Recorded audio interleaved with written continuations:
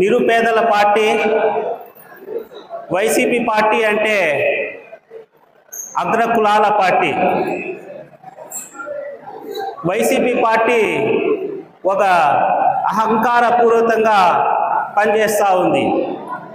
ఈరోజు అందరూ మేల్కోవాలి. ఎందుకంటే మన కదిరి నియోజకవర్గంలో వీళ్ళు మైనార్టీకి టికెట్ ఇచ్చినామంటున్నారు. కానీ వాళ్ళు మైనార్టీకి కాదు టికెట్ ఇచ్చిండేది, ఒక సూట్ కేస్ పార్టీకి టికెట్ ఇచ్చినారు. మక్బూల్కి చూసి కాదు టికెట్ ఇచ్చిండేది, ఆయన వెంట ఉండే సూట్ కేసులకు చూసి డబ్బు చూసి మీరు టికెట్ ఇచ్చినారు. ఇది మీరంతా ఆలోచించుకోవాలి, కదిరి ప్రజలంతా ఆలోచించుకోవాలి. ఇది ఒక ప్రజాసేవకుడికి, ఒక డబ్బు అహంకారానికి ఈ ఎలక్షన్ జరుగుతూ ఉంది.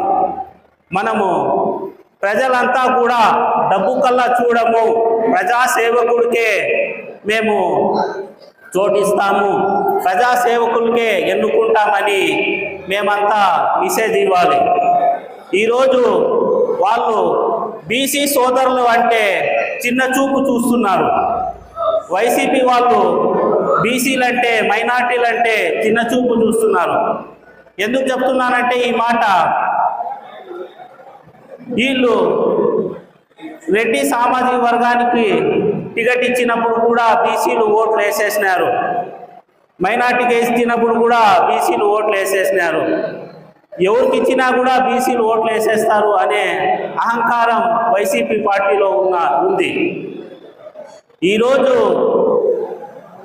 బీసీ ఓట్లు మాకు వచ్చినా రాకపోయినా ఏం పర్వాలేదు, మా రెడ్డి గారు సీఎం కావాలని రెడ్డి సామాజిక వర్గం అంతా వేసేస్తారు, మా మైనార్టీ ఎమ్మెల్యే కావాలని మైనార్టీస్ అంతా ఓట్లు వేసేస్తారు అని ఒక అహంకారంతో వాళ్ళు ఉన్నారు.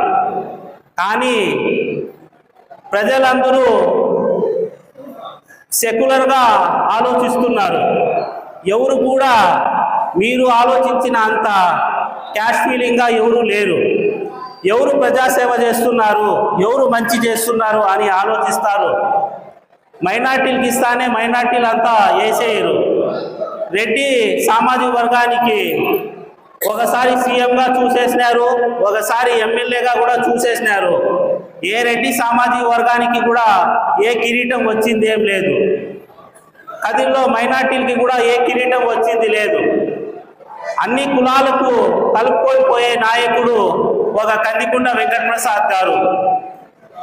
కందికొండ వెంకటప్రసాద్ అన్నగా ఎమ్మెల్యేగా గెలిస్తే అన్ని కులాలకు, ఎస్టీలకు, ఎస్సీలకు, మైనార్టీలకు, అన్ని సామాజిక వర్గాలు కూడా కలుపుకొని కదిరిని అభివృద్ధి చేస్తారని మేమంతా నమ్ముతున్నాము. మీరు కూడా కందికొండ అన్నని బలోపేతం చేయాలని కోరుకుంటూ, అన్నని మంచి మెజార్టీతో గెలిపించాలని కోరుకుంటూ సెలవు తీసుకుంటున్నాను. జై తెలుగుదేశం, జై సెక్యులరిజం.